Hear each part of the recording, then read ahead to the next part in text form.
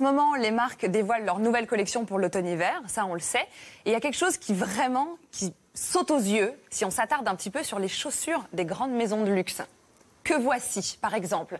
Donc comme vous voyez, beaucoup de néoprène, de très grosses semelles, des sangles, des scratchs, des trucs qu'on clipse. Je vais vous dire ce qui se passe. La mode est au confortable. C'est pas forcément au beau, hein. Confortable. Ça fait un peu Star Wars quand même. Il y a un côté Star Wars. Chaussures de on ne sait pas si on va aller sur la Lune ou si on va aller à la Fashion Week. Enfin, en tout cas, il se passe quelque chose. Tous ces modèles-là, ils ont été fabriqués un petit peu comme des chaussons. On est bien dedans, ça fait pas mal aux pieds, c'est cocooning. Sauf que là, c'est pas du Decathlon, même si parfois ça y ressemble. C'est plutôt du Prada, du Fendi, du Gucci, du Miu Miu et les prix qui vont avec. Ça veut dire que le confort est devenu chic. C'est quand même assez cocasse parce que si on réfléchit bien, il y a 10 ans, c'était l'inverse. Ce qui était confortable, ça pouvait surtout pas être à la mode. C'était une manière justement de différencier ce qui était cool et ce qui n'était pas. Alors, cette tendance du confortable, elle existe pour les chaussures, c'est vrai, mais aussi pour les vêtements, les sacs, les accessoires. Par exemple, sac peut être confortable ? Un sac peut être confortable, par exemple, le sac banane qu'on met comme ça, soit à la ceinture, soit en travers. Fallait y penser. Et qui permet de remplacer le sac à main en gardant les mains libres pour faire autre chose. On est obligé d'aller voir la Tour Eiffel avec un sac banane aussi. Non, il faut aller à l'Arc de Triomphe. La Tour Eiffel.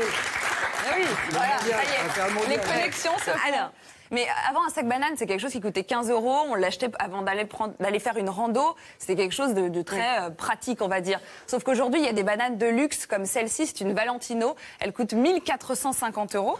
Oui, 1 450 €. C'est peut-être parce qu'il y a beaucoup de clous, je ne sais pas. Mais d'ailleurs, quand on va dans une boutique de luxe aujourd'hui, on ne dit pas qu'on cherche une banane. On dit plutôt qu'on cherche un sac ceinture. C'est plus chic. Ou alors on peut dire un hip bag. En anglais, ça veut dire un sac pour les hanches. Voilà, comme on parle de banane quand on est dans une boutique de luxe. C'est la même chose avec la démocratisation du jogging, qui est très clairement l'un des vêtements les plus confortables au monde, mais qui a longtemps été considéré comme une faute de goût par les gens de la haute société. Là, par exemple, la dame qui est sur sa Lamborghini flambant neuve, c'est Kylie Jenner. Elle porte le même jogging que moi au collège, à la différence près que celui-ci, c'est un Prada. Il coûte 1 500 €. On dirait le parachute qu'a raté Léonard de Vinci. Ouais, un peu de choses. Je ne sais pas s'il a été dessiné au sfumato, mais en tout cas, il se passe un truc là. Et puis forcément, business oblige, comme les vêtements confortables, on la cote auprès des jeunes branchés. Il y a forcément des marques qui essayent un petit peu de remonter le filon et de vendre uniquement du confortable. Par exemple, il y a une marque de chaussures japonaise qui s'appelle Suicock, qui s'inspire des sandales de randonnée, celles qu'on avait l'impression, qui étaient portées finalement que par les touristes allemands. Gérard est au bout de sa vie là. Mais quel genre de costume anthracite, cravate on met avec ça? C'est ça que j'arrive pas à comprendre. C'est pas très Startup Nation. Non, mais le costume anthracite, il n'est pas confortable. Mais non, mais avec ces pompes de science-fiction, il faut changer toute sa garde-robe. C'est ça le problème. Mais c'est ce que vous dites, Lauriane. Il faut un costume d'Iron Man. Justement, il y a une marque de vêtements qui s'appelle Nike ACG. C'est la ligne un petit peu créative de Nike qui a inventé une nouvelle manière de porter sa veste. Donc là, c'est une parka et en fait, on a des bretelles à l'intérieur, ce qui permet de passer du chaud au froid en quelques secondes. Il suffit d'enlever les manches et hop, la veste se transforme en sac à dos. Donc on peut aussi bien faire du shopping que aller dans le métro, qu'il se met à pleuvoir, tout va bien. Il fait 12 degrés le matin, il fait 30 degrés l'après-midi. Avec cette parka, c'est cool.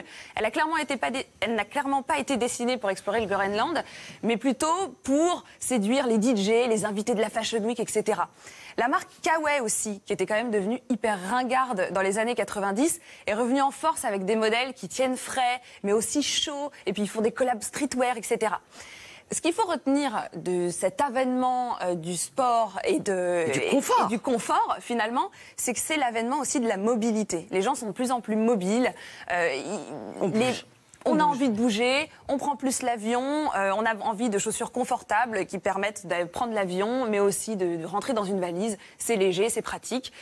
Les prix, forcément, suivent aussi. Mais la bonne nouvelle, c'est que maintenant, on peut acheter du Quechua et être hyper stylé pour pas grand-chose. Et ben voilà, vous êtes rassurés maintenant, David. Mais moi, ce qui me frappe, c'est le grossissement des logos.